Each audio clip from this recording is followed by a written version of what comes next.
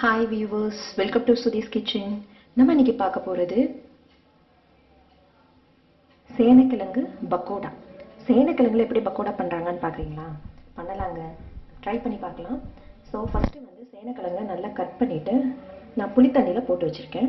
சேனக்கிழங்கை cut பண்ணும்போது கையில கொஞ்சம் எண்ணெய் தடவிட்டு கட் பண்ணுங்க, இல்லனா அரிப்பு வரும். சோ இத நான் புளியில போட்டு வச்சிருக்கேன், புளி தண்ணில. இந்த புளி தண்ணில இருந்து எடுத்துட்டு இத நல்லா கேரட் துருவில துருவிக்க போறேன். ஃபர்ஸ்ட் துருவிக்கலாம்.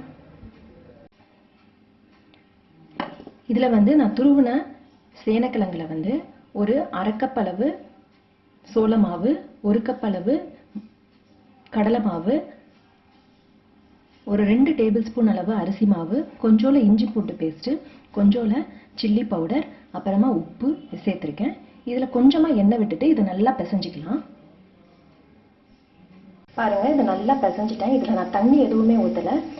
இதுல இருந்த சேனக்கிழங்குல இருந்த வாட்டர் கண்டென்ட்டை வச்சு நான் நல்லா பிசைஞ்சாச்சு. இப்ப பாருங்க எப்படி இருக்குன்னு. இதுல கொஞ்சமா எண்ணெய் சேர்த்திருக்கேன், பிசைஞ்சு வச்சாச்சு. இதை நீங்க கட் பண்ணும்போது மட்டும்தான் கொஞ்சம் கவனமா இருக்கணும்.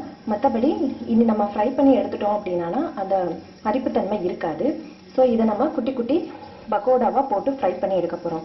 ஸோ நீங்க வந்து சேனக்கிழங்குல பொரியல் மட்டும்தான் பண்ணலாம், வறுவல் மட்டும்தான் பண்ணலாம்னு கிடையாது. அதுல ஃபிங்கர் சிப்ஸ் பண்ணலாம், குருமா பண்ணலாம், குழம்பு பண்ணலாம், இந்த மாதிரி பக்கோடா பண்ணலாம், வடை பண்ணலாம், நிறைய ரெசிபிஸ் இருக்கு. ஸோ எல்லாத்தையுமே ட்ரை பண்ணி பாருங்க. ஒரே மாதிரி குழந்தைங்களுக்கு கொடுத்தீங்கன்னா கண்டிப்பா உங்களுக்கு பிடிக்காது.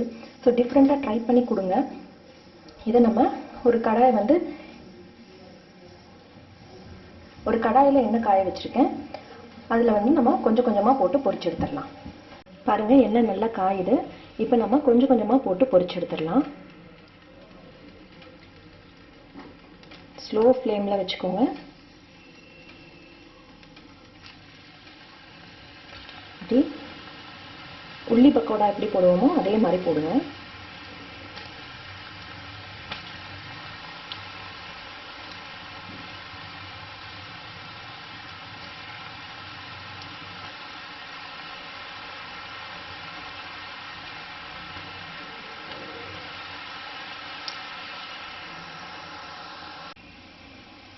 பாருங்க, நம்மளுடைய கிறிஸ்பியான சேனக்கிழங்கு பக்கோடா ரெடி ஆயிடுச்சு. நீங்களும் இதே மாதிரி ட்ரை பண்ணி பாருங்க. எப்படி இருந்துச்சுன்னு கமெண்ட் செக்ஷன்ல கமெண்ட் பண்ணுங்க. உங்களுக்கு இந்த மாதிரி ரெசிபிஸ் தொடர்ந்து கிடைக்கணும்னா சுதீஸ் கிச்சன் சேனலை சப்ஸ்கிரைப் பண்ணுங்க, ஷேர் பண்ணுங்க, லைக் பண்ணுங்க, கமெண்ட் பண்ணுங்க.